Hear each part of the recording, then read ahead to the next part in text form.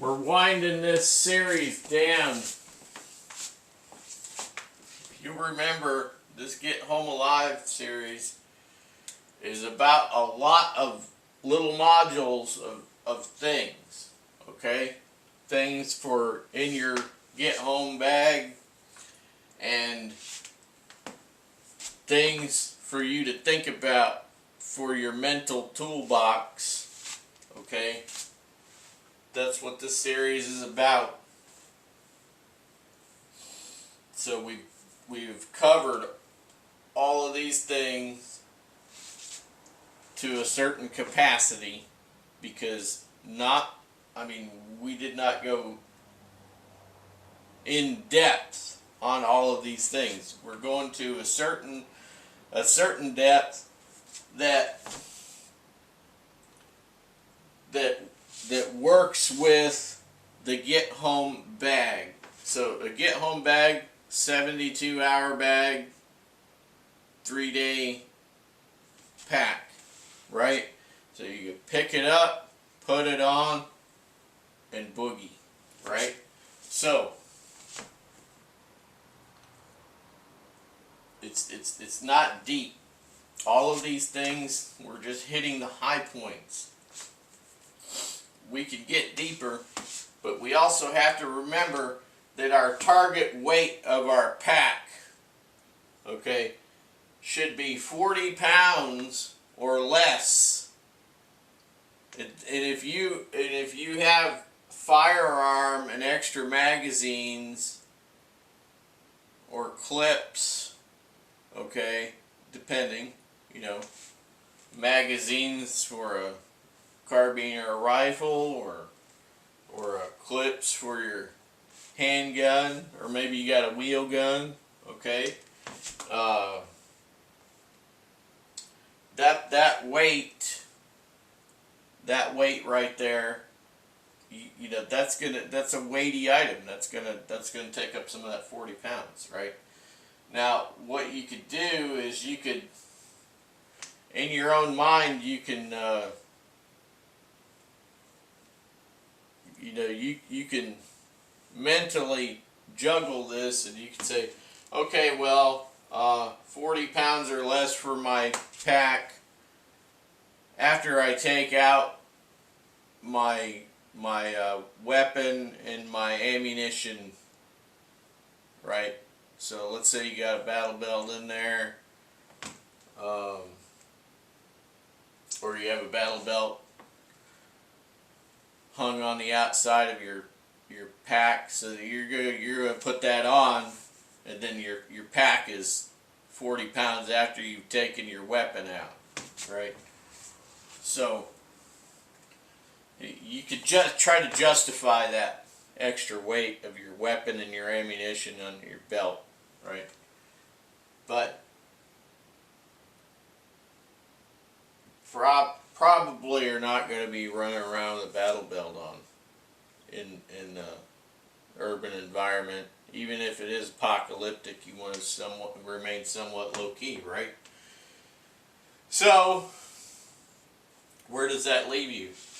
It leaves you with the 40-pound max target weight. So then you're going to be there, you're going to be weighing your magazines, you're going to be weighing your weapon, So get home bag, it's probably going to be a handgun, right? You're either going to have an automatic or a revolver. Revolvers don't leave shells around.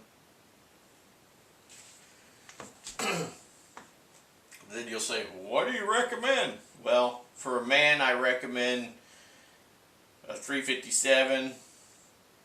357 is a good one, or a 40. Okay, those are good rounds. They got plenty of knockdown power, well proven.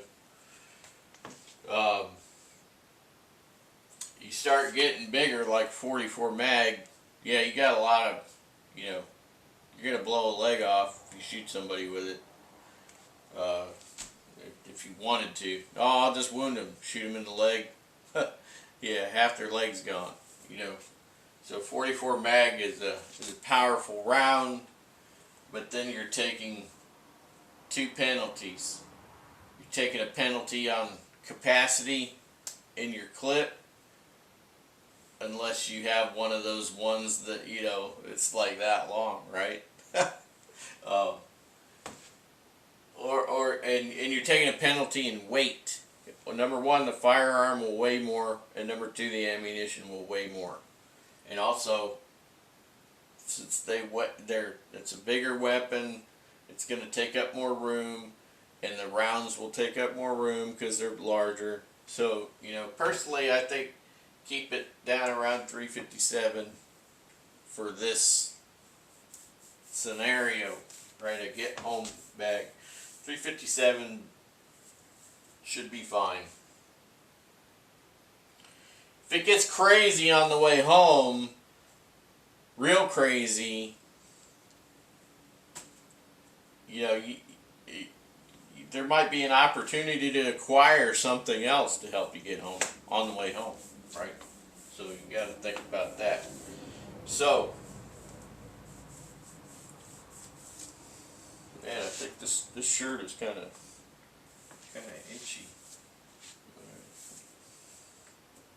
Something in the what do you call it? Something in the soap, maybe. I changed the soap. Maybe I used too much soap.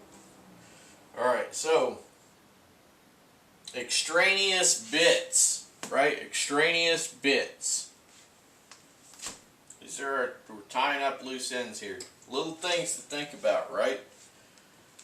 We get back over here at communications. Earlier I was talking about when we were doing communications, we were just talking about ham radio, you know, cell phone. We didn't talk about cell phone, so we'll talk about that now. Cell phone, alright, this little idiot box. You know, you send texts if the grid is up for cell phone service. Text you can get through most of the time. Whenever you can't get through on the network talking, you can usually get through text. So remember that. So, but over here, I've got written down satellite phone. Okay. Another option is one of those satellite texting devices. Okay. That's another option. And you're going to want a couple of charging bricks. These should already be pre-charged, okay?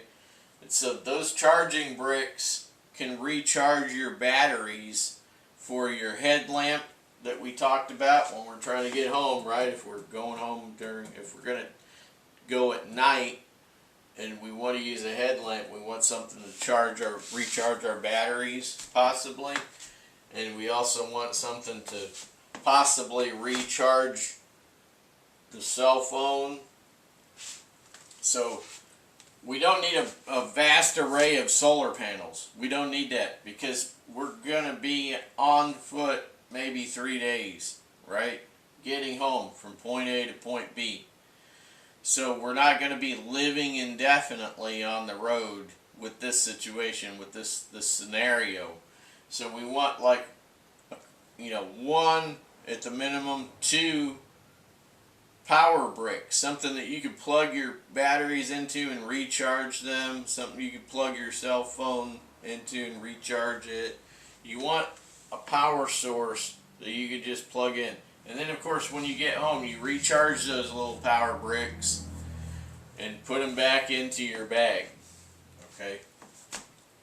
You're going to have to reset your bag, you know, repack your bag when you get home because you've been living out of it for 1 to 3 days. Other things to think about, thermal, right? Thermal. You're a good guy, a good woman. You don't want to be accosted, right? You don't want to have to get to the point that you hit somebody with your bear spray. And I recommend carrying more than 1 bear spray too, if you can. don't leave it in your car in a hot car. All right, that's a situation you don't want to live through. Now, or firearm, right? So you want to try to avoid conflicts. Avoid conflicts. So a thermal device, okay, if you can afford it. I can't afford it. I don't have thermal, and I don't have night vision. Oh well, right? I can't afford it.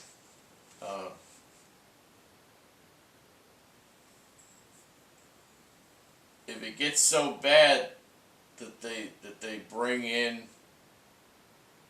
you know, people that have all of this other stuff that I can acquire from, right?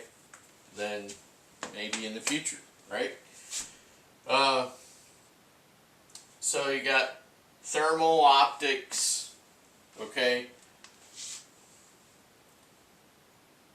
Thermal is nice because you can still see the thermal imprint of somebody, or not the imprint, but the thermal, you know, signature. The thermal, so you still see the thermal signature of somebody during the daytime with thermal, right? Because you're looking for heat. You know, you're not trying to intensify light like you're doing with night vision. You're looking for heat. So thermal optics, you're looking for heat. So that's nice. You use it day or night. Then your PVS 14s, you got a monocular and binocular, right? So you got single, or you got a double, right? Used to be, they also had a monocular that went for both eyes, okay, a long time ago. Now what you got to remember is night vision PVS 14 is some of them you can turn on and off the laser illuminator, right? So you have an illuminator option on your night vision. So some of them you could turn it on, you could turn it off. Some of them have a push button to where you can just turn it on by push button, okay, and hold it and look, and then let go of the button, and it goes off, and then you're back to just ambient light, whatever it's gathering out of the atmosphere, right, for you to be able to see. Now that will expose you if somebody has got the technology to look for that infrared, okay, on the infrared spectrum. They can see that, and then they see where you are. So that's something you got to think about. Now, in a grid down situation like a EMP or whatever, you're going home, not likely a lot of people will be around, you know, looking for you. But maybe at some point, right? So that's one thing you got to think about. You got to think about, well, is that going to get knocked on at an inconvenient time? Okay, so you got to just think about all of these different scenarios that could happen, and then deal with it accordingly. So yeah, I can't afford thermal or a PVS 14. It is what it is. It's a big investment. You got to have the cash to throw at it. If you have a certain amount of cash to just spread around to get most of these things done, or all of these things done to a degree, then that's what you got to do, you know. So your get home bag will work for you just got to be reasonable about everything. It'll work for you. You just got to be reasonable. The last thing to cover is coming up. See there.